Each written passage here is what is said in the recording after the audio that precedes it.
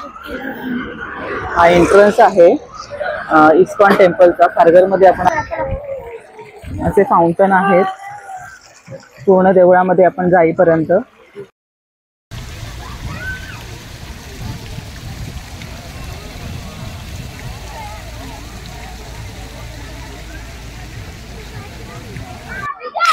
त्या पायऱ्या चढून आपण वरती देवळात जायचं आहे।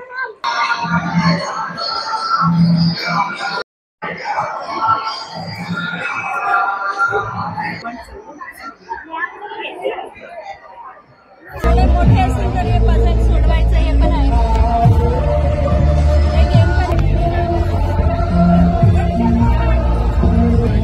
इंग्लिश में आजकल बच्चों को पढ़ते हम सब इंग्लिश नहीं आता।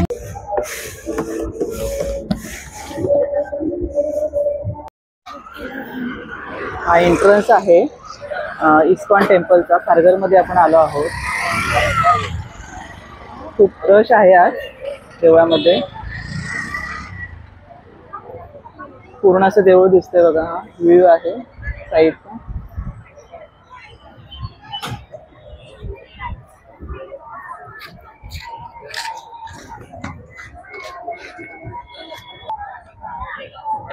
आपल्या चपला काढून ठेवायला लागतात आधी, त्यानंतर आपण हातपाय धुवून आतमध्ये जाणार आहोत।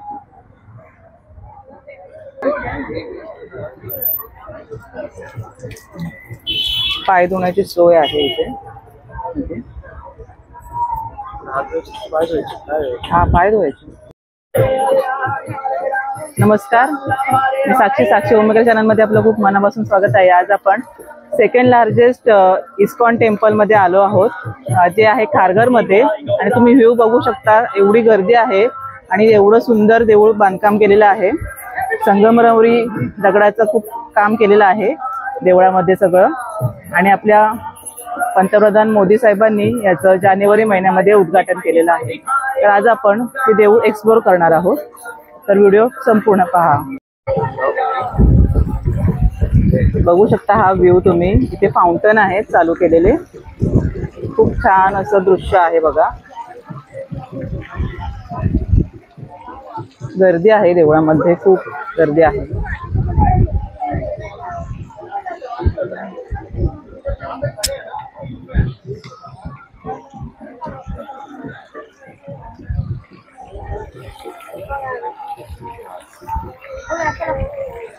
असे फाउंटन आहेत पूर्ण देवळामध्ये आपण जाईपर्यंत। आणि हे असे दिवे आहेत, ते रात्रीचं खूप छान दिसतं इथे दिवे लागले की। खूप रश आहे देवळामध्ये, खूपच गर्दी आहे आज।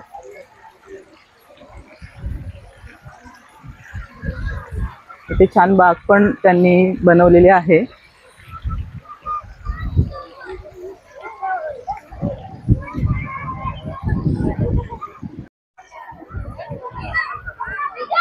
त्या पायऱ्या चढून आपण वरती देवळात जायचं आहे।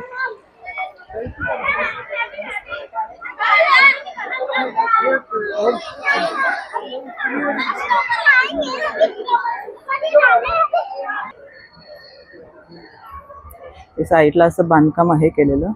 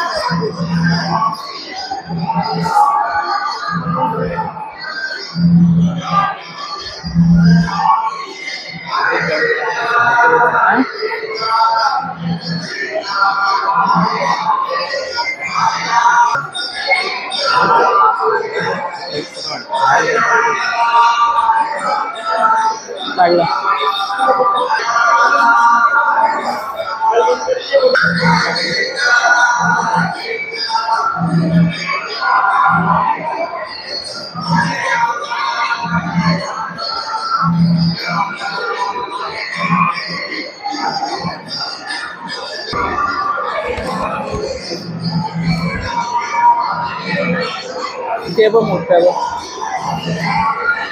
सुंदर।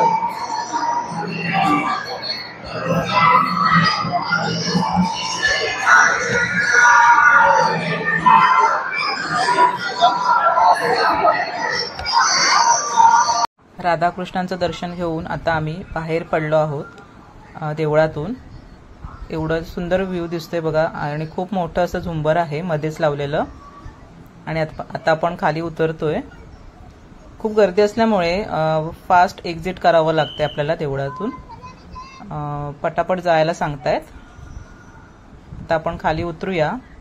तर तुम्ही इथे बघू शकता हत्तीचं सुरेख असं कोरीव काम करून हत्ती बनवलेले आहेत. हे सुद्धा संगमरवरीच हत्ती आहेत बघा. पूर्ण बांधकाम संगमरवराचे झालेले आहे. तर आता एवढा छान व्ह्यू आहे तर फोटोशूट तर झालंच पाहिजे ना. तर थोडंसं फोटोशूट करून झालं आणि तुम्ही हा पूर्ण व्ह्यू बघू शकता देवळाचा.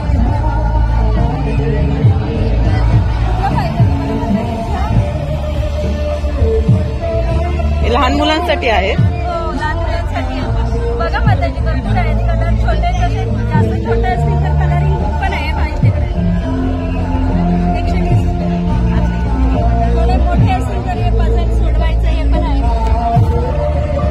हे गेम पण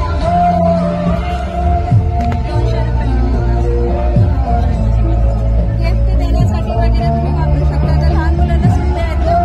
हे छोटी पुस्तकं आहेत. स्टोरी भगवंताचे दशावतार आहे ना. परशुराम, वराह, कुर्म हे मोठं केलं आहे.